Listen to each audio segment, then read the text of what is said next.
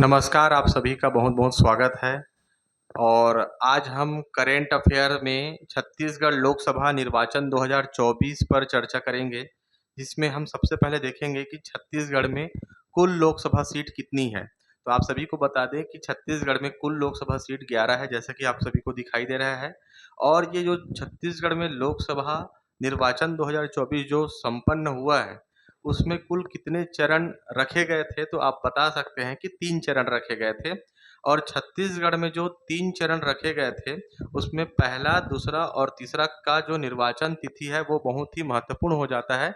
आपके सीजीपीएससी हो, चाहे छत्तीसगढ़ व्यावसायिक परीक्षा मंडल की कोई भी परीक्षाओं के लिए महत्वपूर्ण हो जाता है। तो इस तिथि को आप बिल्कुल याद रखेंगे, जैसे कि 19 अप्रैल 2024 को प्रथम चरण संपन्न हुआ, द्वितीय चरण आपका 26 अप्रैल 2024 को संपन्न हुआ और तृतीय चरण आपका 7 मई 2024 को संपन्न हुआ।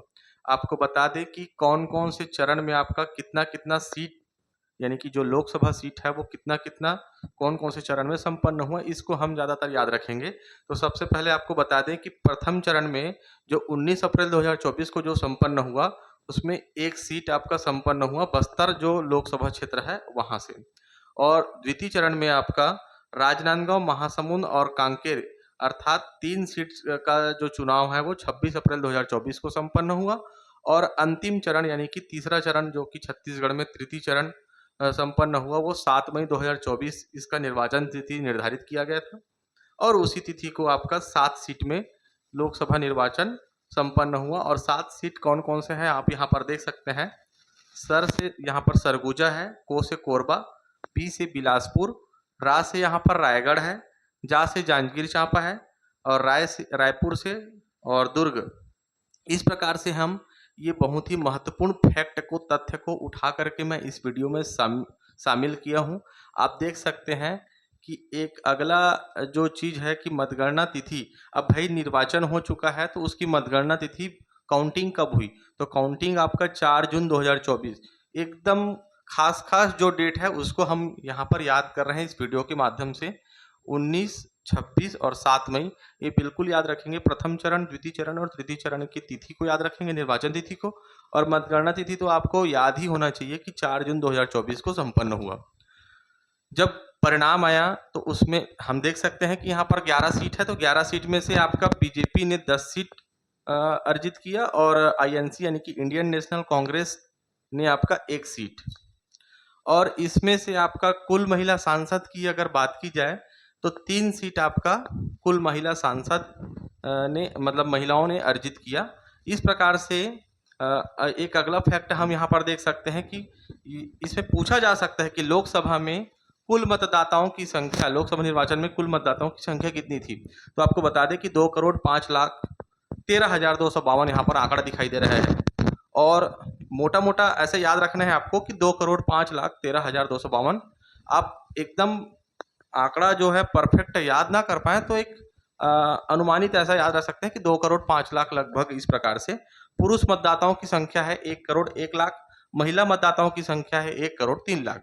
यहाँ पर विश्लेषण अगर करें तो पुरुष मतदाताओं से अधिक महिला मतदाताओं की संख्या है, ये बात आपको यहाँ पर जानने की जरूरत है। साथ ही साथ यहाँ पर यह जानना जरूरी है कि सर्वाधिक मतदाता यदि कोई किसी लोकसभा सीट में है तो वो रायपुर है और न्यूनतम मतदाता बस्तर में है। एक अगला फैक्ट हम यहाँ पर याद रखेंगे जिसमें देखेंगे कि मतदान हुआ, अब मतदान का जो प्रतिशत है 2019 में 71.49% था। आप एग्जाम के व्यू से इसको ऐसे याद रख सकते हैं कि 71% लगभग आपका 2019 में हुआ था। मतदान का जो प्रतिशत था वो लगभग 71% था। और 2024 में वही बढ़ करके 72.80 यानी कि लगभग 73% मान के चल सकते हैं, या 72 ही बोलेंगे उसको आंकड़े में। तो लगभग 2019 के मुकाबले 2024 के लोकसभा चुनाव में वृद्धि हुई है मतदान के प्रतिशत में। सर्वाधिक अगर मतदान प्रतिशत की बात की जाए, यहाँ पर तो सर्वाधिक मतदाता था, लेकिन यहाँ पर सर्वाधिक मतदान प्रतिशत कहाँ हुआ, सरगुजा में। और न्यूनतम मतदान प्रतिशत कहाँ हुआ, आपका बिलासपुर में। और 100% मतदान एक अगला फैक्ट है जो कि सेराडांड मतदान केंद्र है जो कि कोरिया जिले में आता है।